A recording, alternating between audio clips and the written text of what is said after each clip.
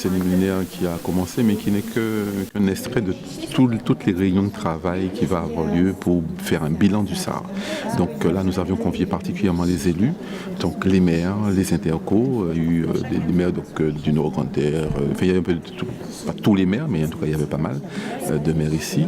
Ça a vraiment montré que c'est un sujet qui est intéressant, qui est prégnant, et que les maires prennent vraiment le SAR comme un document stratégique, politique, et ils entendent participer, contribuer pleinement à la réussite de ce bilan. C'est déjà un bilan. Mais à mi-parcours, il y a du bon comme il y a du mauvais. Il y a du bon puisque sur certains projets, et notamment pour l'élaboration de certains plus, ça a été un plus puisqu'ils ont une communes de référence.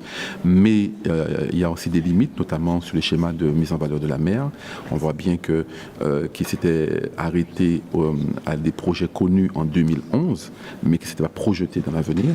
On a aussi des limites sur la cartographie, puisque c'est une cartographie qui est trop précise, alors qu'un schéma c'est une stratégie. Un SAR c'est une stratégie, c'est pas une cartographie précise comme peut l'être le plus, puisque le SAR ne va pas s'imposer aux citoyens, mais va être un document de référence pour un plus ou un SCOT. Oui, en fait, contraignant sans lettre, il s'agit là pour l'instant du bilan à mi-parcours.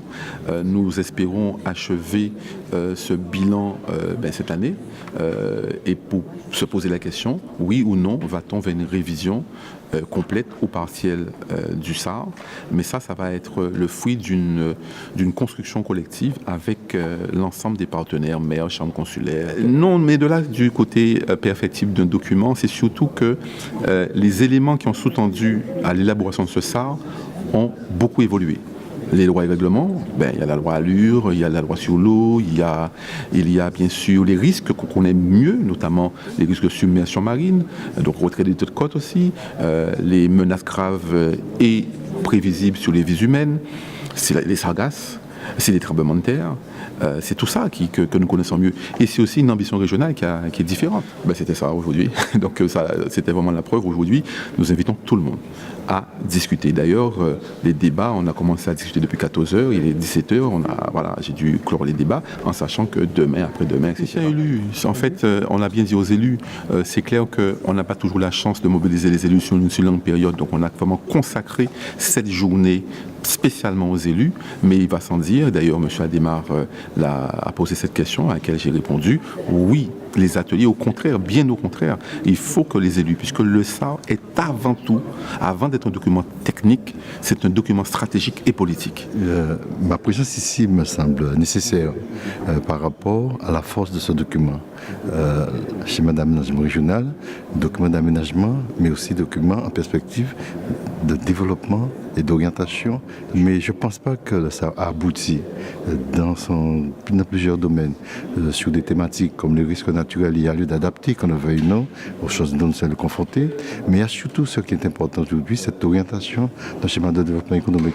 Il me semble d'ailleurs, le SAR l'a constaté, que la prise en charge de l'ensemble du territoire n'a pas été réalisée. Il y a un déséquilibre et il y a lieu aujourd'hui, en termes de stratégie, de prendre tout ce qui a trait aux atouts de chaque région.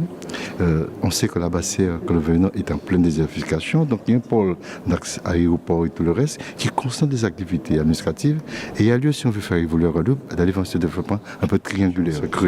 Je pense qu'il faut rétablir les choses. Et comment on peut rétablir les choses? C'est justement prendre en compte ces atouts patrimoniaux de Basse-Terre, ces atouts naturels de Basse-Terre. Je prends un cas, le schéma Théomanise. Aujourd'hui, qui prenait les 4 grandes orientations, il y avait la Montagne, Bouillante, Saint-Claude, Gaubert, mais aujourd'hui, c'est un schéma qui est arrêté.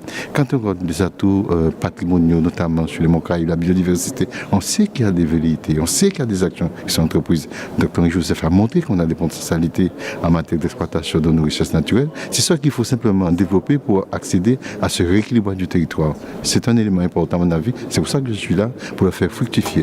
Super.